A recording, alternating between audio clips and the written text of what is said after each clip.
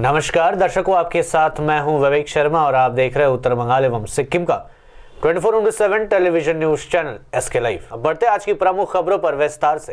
प्रधानमंत्री मोदी पश्चिम बंगाल और उड़ीसा के दौरे पर अम्फान तूफान की स्थिति का लेंगे जायजा। अम्फान तूफान के मद्देनजर स्थिति का जायजा लेने के लिए प्रधानमंत्री नरेंद्र मोदी दिल्ली से पश्चिम बंगाल के लिए रवाना हो गए। वहां आज हवाई सर्वेक्षण करेंगे और समीक्षा बैठक में भाग लेंगे। पीएम मोदी इसके बाद उड़ीसा भी जाएंगे। प्रधानमंत्री नरेंद्र मोदी 83 दिन लगभग 3 महीने के बाद किसी दौरे पर जा रहे हैं।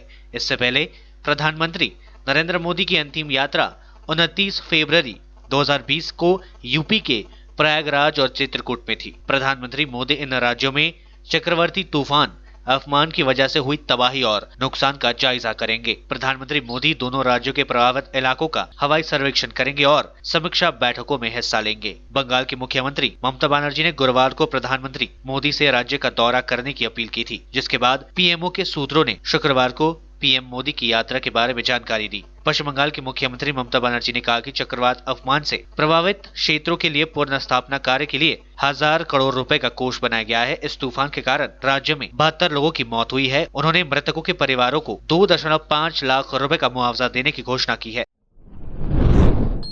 उत्तर बंगाल में लगातार कोरोना वायरस संक्रमित मरीजों की संख्या में हो रही है बढ़ोतरी। इस बीच उत्तर दिनाजपुर जिले में कोरोना संक्रमित मरीजों की संख्या में और वृद्धि हो गई है। जिले के चोपड़ा में 4 और चाकुलिया ब्लॉक में 1 संक्रमित मरीज मिले हैं। जिला मुख्य स्वास्थ्य अधिकारी डॉक्टर रविंद्रनाथ प्रधान ने बताया कि ये सभी मजदूर प्रवासी कामगार है और वे अपने जिले लौटने के बाद उनकी सैंपल्स ली गई थी, जिसके बाद रिपोर्ट्स पॉजिटिव मिली है। सभी को सिलीगुड़ी कोविड अस्पताल में भेज दिया गया है और उनके परिवार वालों को क्वारंटाइन पर रखा गया है। जिला प्रशासन व जिला स्वास्थ्य विभाग के हवाले से प्राप्त जानकारी के अनुसार पूरे जिले में सतर्कता बरती जा रही है। जिला मुख्य स्वास्थ्य अधिकारी डॉक्टर रविंद्रनाथ प्रधान का कहना है कि रायगंज कोविड अस्पताल में अधिकांश संक्रमित मरीजों की हालत में तेजी से सुधार हो रहा है। जल्द ही कई मरीजों को घर भेज दिया जाएगा, इसलिए इसको लेकर किसी को आतंकित होने की जरूरत नहीं है।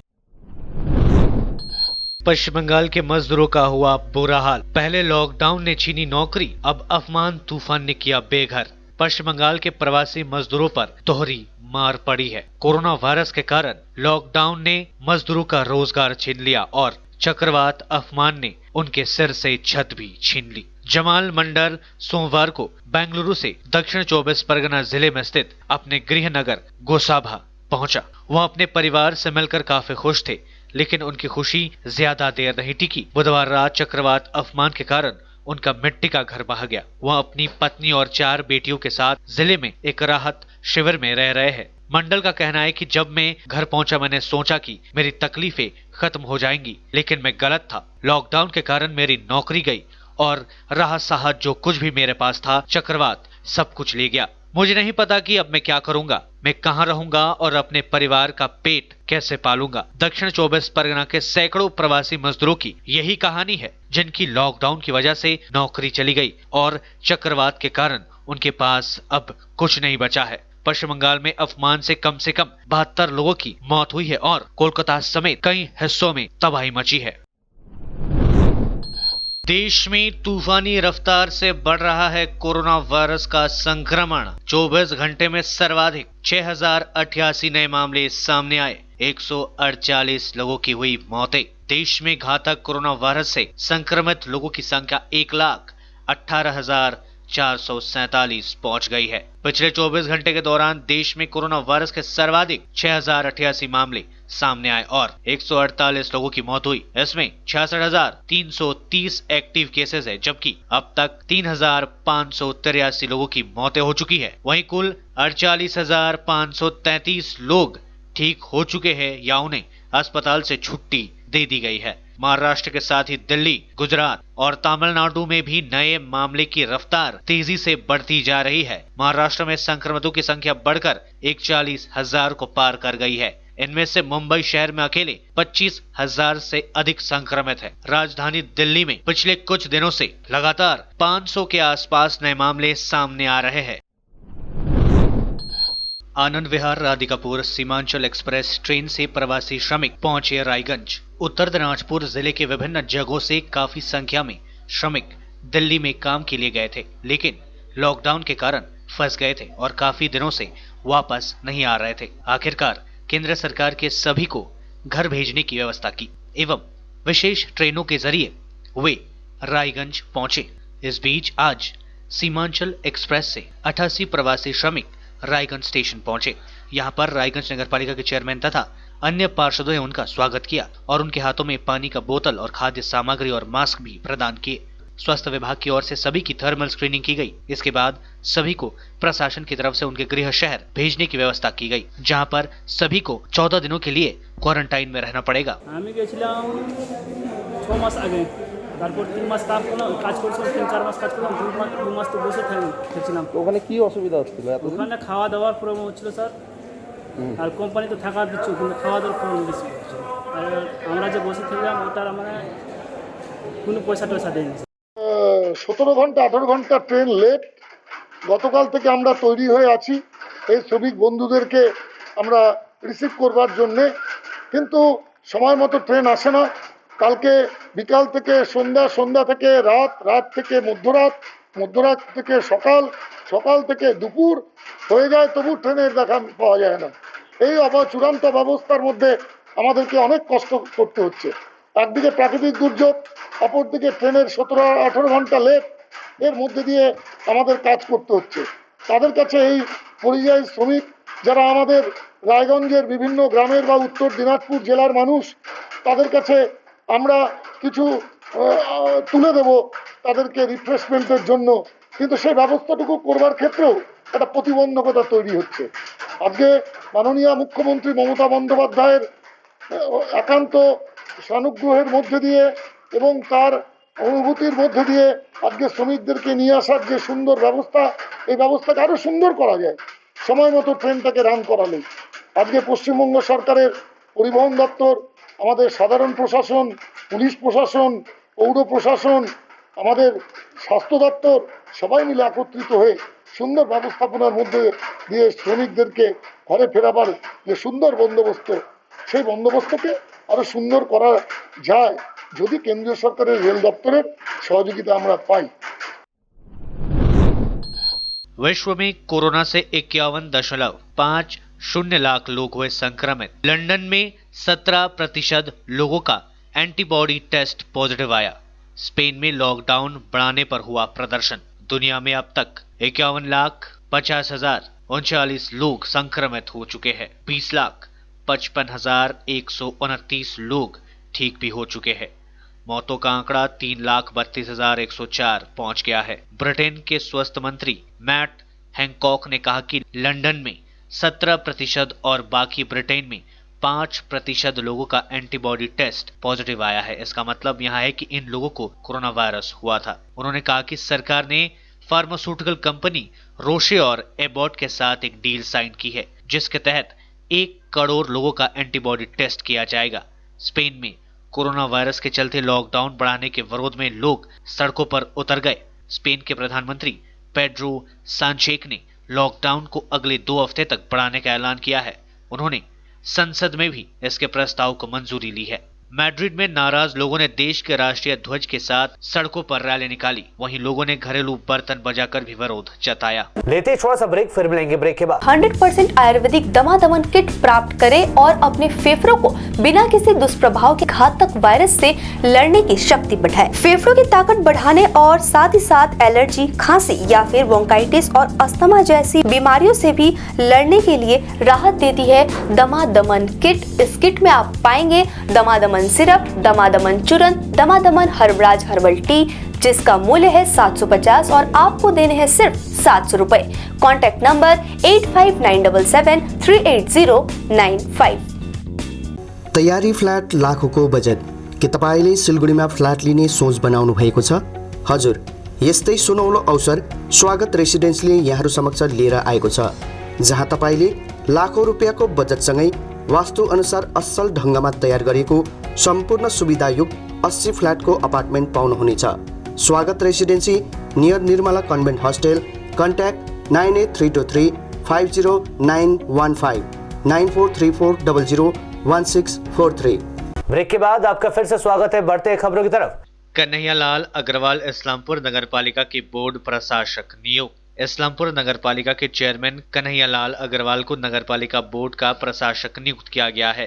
गौरतलब है कि इस्लामपुर नगरपालिका के वर्तमान बोर्ड की समय सीमा 21 मई को खत्म हो गई। 22 मई से अग्रवाल इस्लामपुर नगरपालिका के प्रशासक के तौर पर कार्य करेंगे। राज्य सरकार के department of urban and municipal affairs की ओर से यह निर्देश जारी किया गया है। गौरतलब है कि कोरोना वायरस को लेकर लॉकडाउन के कारण राज्य में कई नगर निगम व नगरपालिका का चुनाव नहीं कराया जा सका है। सरकार की ओर से यहाँ प्रशासक नियुक्त किए गए हैं। इस्लामपुर नगरपालिका में भी प्रशासक नियुक्त किया गया है। इस बारे में इस्लामपुर नगरपालिका के चेयरमैन कन्हैयालाल अग्रवाल ने बताया कि उन्हें सरकारी तौर पर नगरपालिका के बोर्ड ऑफ एडमिनिस्ट्रेशन के चेयरमैन नियुक्त किया गया है। उन्होंने कहा कि बोर्ड ऑफ एडमिनिस्ट्रेशन में एक सदस्य को शामिल किया गया है। वे पिछली नगरपालिका बोर्ड के वाइस चेयरमैन थे। उन्होंने कहा कि सभी के सहयोग से आम लोगों के हितों के लिए वे लगातार काम करते रहेंगे। साथ ही उन्होंने कहा जब तक नगरपालिका का चुनाव नहीं हो जाता तब तक सभी के सहयोग से नगरपालिका के कार्यों को आगे बढ़ाया जाएगा। 27 मई से जलपाईगुड़ी में दौड़ेगा टोटो, प्रशासन ने दी अनुमति। जिला प्रशासन ने 27 मई से जलपाईगुड़ी शहर में ई रिक्शा टोटो के परिचालन को अनुमति दी है। गुरुवार को इस बारे में नगरपालिका प्रशासन, ट्रैफिक पुलिस, कोतवाली थाने की पुलिस, परिवहन विभाग व टोटो संगठन के प्रतिनिधियों को लेकर बैठक की गई। बैठक में जलपाईगुड़ी शहर व उसके आसपास के इलाकों में प्रतिदिन कुल 300 ऑटो के यातायात की अनुमति दी गई है। पुलिस टोटो चालकों को टोकन जारी करेगी। इस टोकन के सहारे टोटो चालक टोटो का परिचालन कर पाएंगे। बैठक में शामिल नगरपालिका के प्रशासक मंडली के सदस्य सैकत चैटर्जी ने कहा कि टोटो के परिचालन के दौरान सामाजिक दूरी का विशेष ख्याल रखा जाएगा। टोटो में 2 से अधिक यात्रियों के बैठने पर पाबंदी होगी। चालकों व यात्रियों को फेस मास्क लगाना अनिवार्य होगा। यात्रियों से अधिक किराया नहीं वसूला जाएगा। सुबह 7 बजे से रात 7 बजे तक टोटो चल सकेंगे। टोटो चालकों को अपने पास पहचान पत्र साथ रखना होगा। घर व गैरेज से टोटो निकालने से पहले टोटो को सैनिटाइज करना होगा।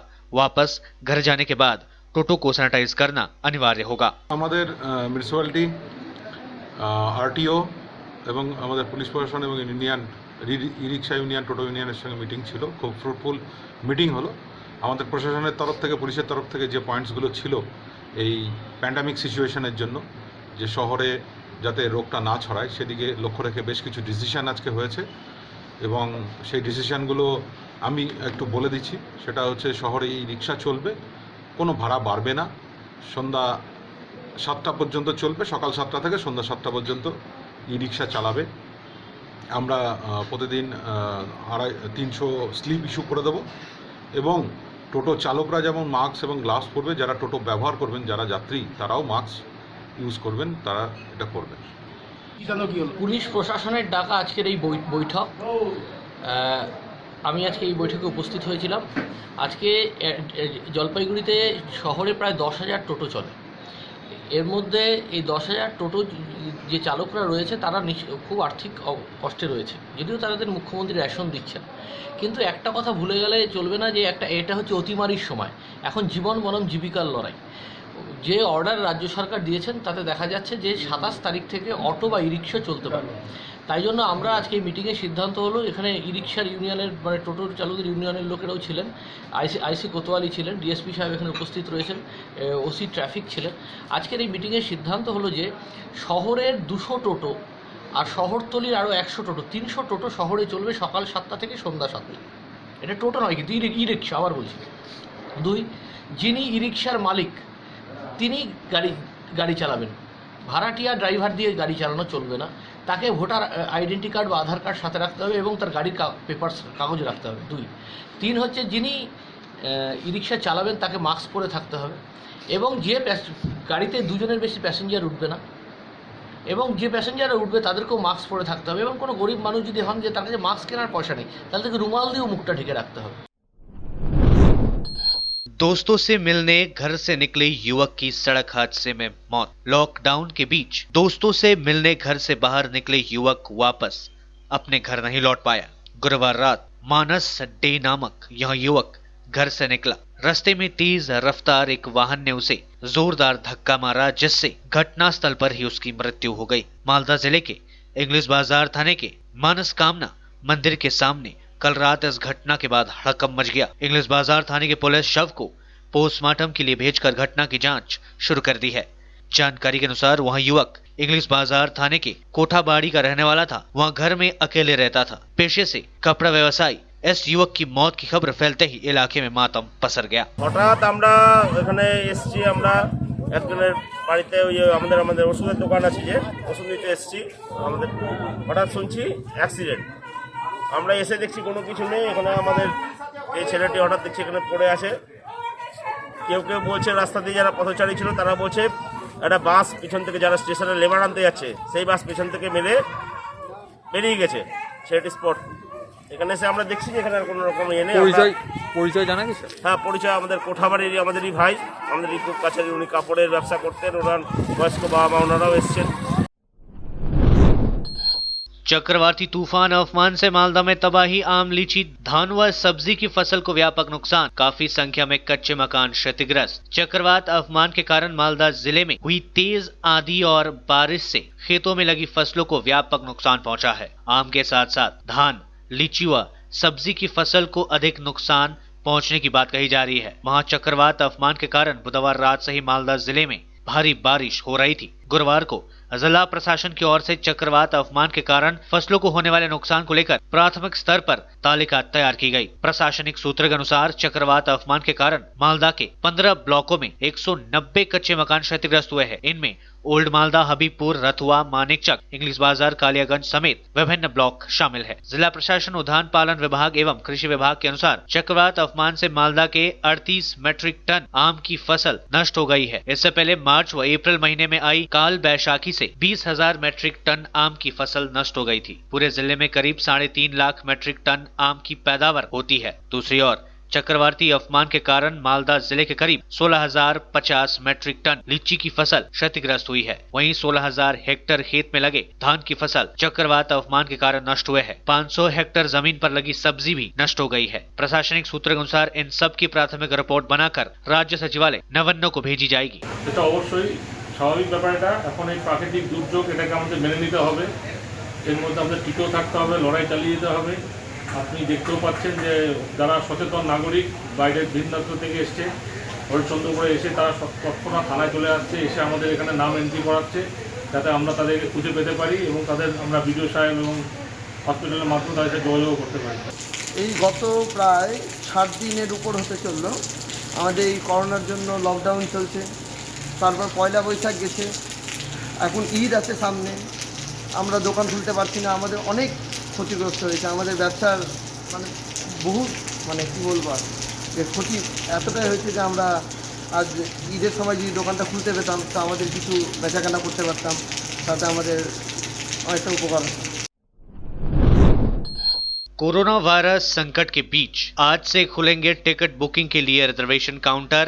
स्टेशन के बाहर लोगों की भीड़ शुरू। रेलवे आज से देश भर में आरक्षित टिकटों की बुकिंग के लिए अपने आरक्षित काउंटर खोलेगा। रेलवे ने जानकारी दी है कि आज से आरक्षित टिकटों की बुकिंग डाकघरों, यात्री टिकट सुविधा केंद्रों और IRCTC के अधिकृत एजेंटों के साथ साथ आरक्षण केंद्रों के यात्री आरक्षण प्रणाली काउंटरों और कॉमन सर्विस सेंटरों पर शुरू होगी। रेल मंत्रालय ने गुरुवार को इसको लेकर जानकारी दी थी। रेलवे ने कहा कि भारतीय रेलवे 22 मई से चरणबद्ध तरीके से आरक्षित टिकटों की बुकिंग के लिए अपना आरक्षण काउंटर खोलेगी। आज सुबह 1.75 लाख सामुदायिक सेवा केंद्रों से टिकटों की बुकिंग शुरू होगी। गौरतलब है कि फिलहाल IRCTC की वेबसाइट और ऐप से ट्रेन के टिकटों की बुकिंग हो रही है। आज से रेलवे स्टेशनों पर काउंटरों से टिकट बुकिंग शुरू होगी। इस बीच देश के विभिन्न रेलवे स्टेशनों पर रेल रिजर्वेशन सेंटर के बाहर अभी से लोग लाइन लगाकर खड़े हुए हैं। कोरोना संकट से उभरने के लिए RBI का एक और बूस्टर डोज रेपो रेट घटाकर 4% किया। EMI मोराटोरियम आगे बढ़ाएगा। कोरोना वायरस से पस्त इकोनॉमी को एक और बूस्टर देते हुए केंद्रीय बैंक RBI ने रेपो रेट में और कटौती का ऐलान किया है। रेपो रेट में 40 BPS की कटौती कर दी गई है, जिसके बाद नया रेट 4% हो गया है और साथ ही EMI मोरेटोरियम को 3 महीने आगे बढ़ा दिया गया है। कोरोना के लॉकडाउन के बाद से यह तीसरी बार है जब RBI राहतों का ऐलान कर रहा है। सबसे पहले 27 मार्च को और उसके बाद 17 अप्रैल को RBI ने कई तरह के राहतों का ऐलान किया था, जिसमें EMI मोरेटोरियम जैसे बड़े ऐलान किए थे। दूसरी बार में आरबीआई ने NABARD, SIDBI और NHB को 50,000 करोड़ रुपए की रीफाइनेंसिंग का प्रबंधन किया था। नेगेटिव रहेगी जीडीपी। आरबीआई के गवर्नर शशिकांत दास ने जीडीपी को लेकर चिंता जताई और कहा कि वित्त वर्ष 2020-21 में ग्रोथ नेगेटिव टेरिटरी में रह सकती है। उन्होंने कहा कि सबसे बड़ा झटका प्राइवेट कंजम्पशन को लगा है। कंज्यूमर ड्यूरेबल्स का प्रोडक्शन मार्च 2020 में 33% घट गया। वहीं मर्चेंडाइज एक्सपोर्ट 30 साल के सबसे खराब स्तर पर पहुंच गया है। मोराटोरियम को 3 महीने के लिए बढ़ा दिया गया है। 3 महीने के लिए दिए गए हर तरह की राहत को अब और 3 महीने के लिए बढ़ा दिया गया है, यानी मोराटोरियम 1 जून से 31 अगस्त तक के लिए बढ़ा दिया गया है। आज के लिए बस इतना ही और मुझे दीजिए इजाजत और देखते रहिए एसके लाइव, आपका समय आपकी खबर। धन्यवाद। क्या आपके घर में शादी है, कोई फंक्शन तो होगा, तो उसकी वीडियोग्राफी और फोटोग्राफी तो करवानी है। आज तकनीक दिनों दिन बदल रही है, कहीं गलत हाथों में मत पड़ जाइए। तरीका बदल गया है, आप भी बदलिए। याद रखिए सिडवैप्स ही आधुनिक तकनीकों के साथ अपडेट रहता है और आपके बजट के अनुसार ही वीडियोग्राफी और फोटोग्राफी करते हैं। आप सोच रहे होंगे ये सिडवैप्स क्या है? शादी हो या कोई फंक्शन, इन पलों को सजोने के लिए याद रखिए Somani institute of digi vision and productions.